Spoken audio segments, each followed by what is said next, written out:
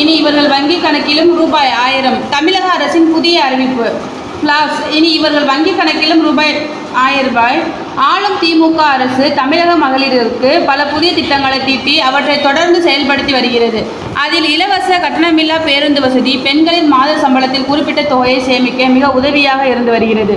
அது மட்டும் இல்லாமல் கலைஞர் அவர்களின் பெயரால் குடும்ப தலைவிகள் அனைவருக்கும் மாதந்தோறும் ரூபாய் 1000 வழங்கப்படுகிறது.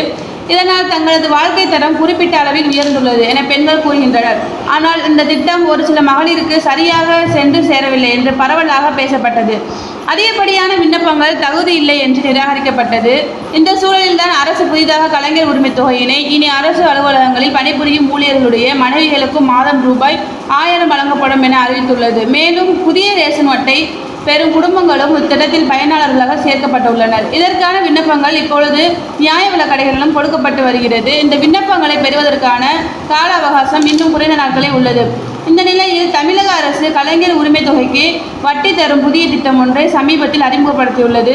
அந்த வட்டி சதவீதம் 7.5 என்ற அளவில் தரப்படும் என தெரிவிக்கப்பட்டுள்ளது.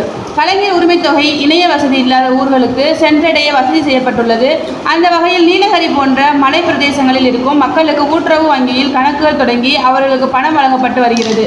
மேலும் தபால் முறை மூலமும் பணம் விநியோகிக்கப்படுகிறது. தேங்க்யூ.